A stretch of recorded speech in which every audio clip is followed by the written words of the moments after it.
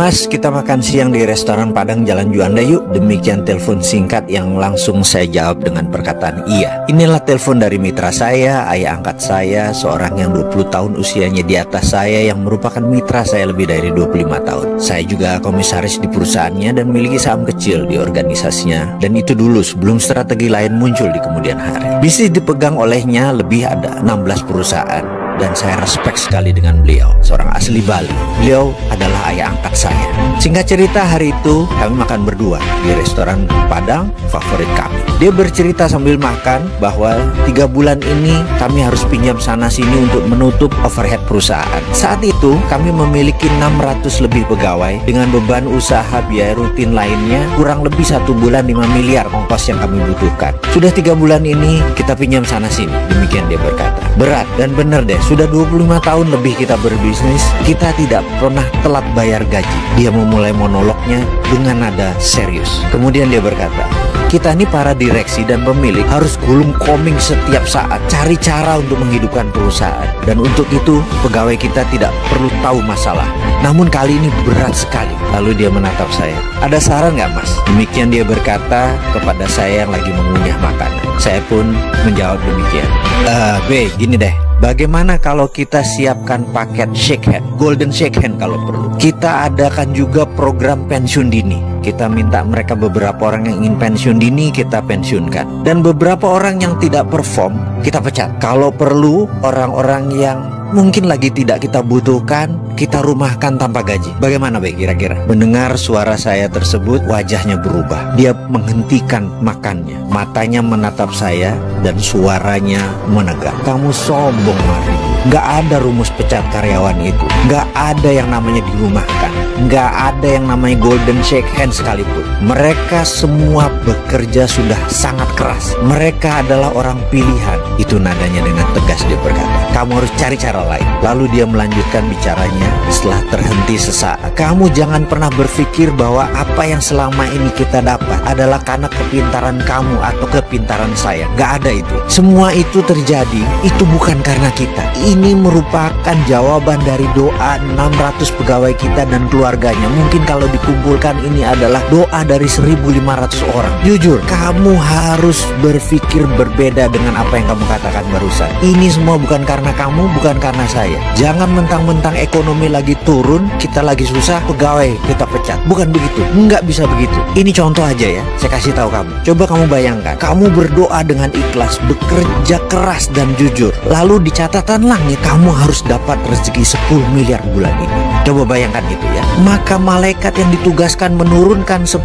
miliar itu pasti perlu infrastruktur rezeki turun. Di mana itu? Yaitu bisnis kamu. Jadi dia turunkan lewat bisnis kamu, rezeki itu datang ke kamu. Begitu juga doa 1.500-an anggota keluarga karyawan kita. Begitu mereka harus dapat rezeki, di langit mereka tercatat mereka harus dapat rezeki, maka malaikat itu kan menurunkan melalui perusahaan kita. Itulah yang membuat perusahaan kita berdiri lebih dari 25 tahun. Jadi itu bukan karena kepintaran kamu, bukan karena jabatan kamu, bukan karena saya. Kita ini hanya penyambung jalannya rezeki. Usaha kita itu adalah infrastruktur keluarga pegawai kita untuk rezeki itu turun ke mereka. Faham kamu? Jangan sombong kalau berpikir. Jangan mentang-mentang kamu pemilik. Cabut kata-kata kamu itu. Cari kata-kata lain, cari cara lain. Saya terdiam.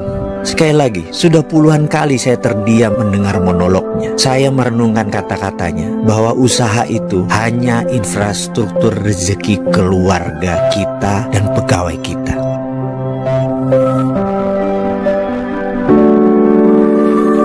Kamu tahu mengapa saya percaya 100% bahwa semua rezeki yang kita dapat itu adalah dari dan untuk keluarga karyawan kita. Karena memang seleksi ketat sudah saya lakukan jauh-jauh hari. Tim kita adalah tim pilihan. Kamu tahu itu ya, Mardiu. Ini adalah dialog saya dengan sang babe, bapak angkat saya berlanjut. Gak ada orang yang perilakunya buruk di perusahaan kita. Demikian dia menjelaskan cukup panjang. Sekarang saya tanya ke kamu. Begini ya, ada 4 hal dalam organisasi itu. Dan apa yang kamu harus lakukan terhadap SDM tersebut. pertanyaan pertama. Kalau ada orang attitude-nya baik dan produktivitasnya baik, kamu apakan? Saya jawab, mungkin saya promosikan, mungkin saya akan naikkan jabatan. Saya lanjut ya. Yang kedua nih, kalau attitude-nya baik tapi produktivitasnya buruk atau rendah, kamu apakan dia? Saya motivasi, saya coach, atau mutasi? Demikian saya mencoba menjawab sebisanya. Kemudian dia lanjut lagi. Sekarang bagaimana kalau attitude-nya buruk tapi produktivitasnya bagus? Kamu apakan orang itu? Saya jawab, mungkin saya training, saya kasih team building.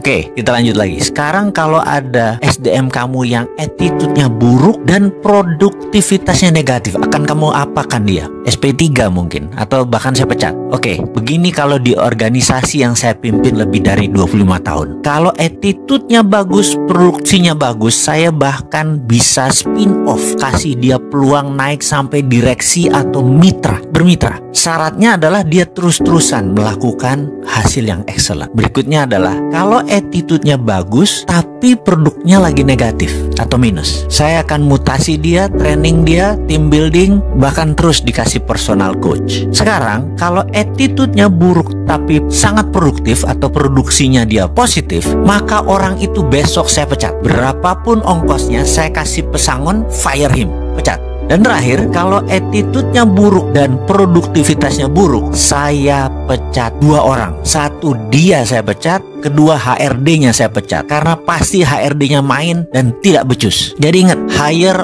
on expertise, fire on attitude. Tidak ada ampun, hanya kita pilih attitude yang terbaik. Jadi di organisasi kita Mardigu, semua orang attitude-nya baik, titik. Yang nggak baik semua udah keluar. Jadi kalau belum ada rezeki, kita harus bertahan. Karena pasti ada cara untuk kita keluar dari masalah tersebut. Karena semuanya orang baik. Tuhan itu baik dan sangat baik. Dan tahu kapan rezeki itu diturunkan selama semuanya benar. Yaitu attitude-nya benar. Kalimatnya membuat saya terdiam. Hanya melanjutkan makan siang sambil berpikir.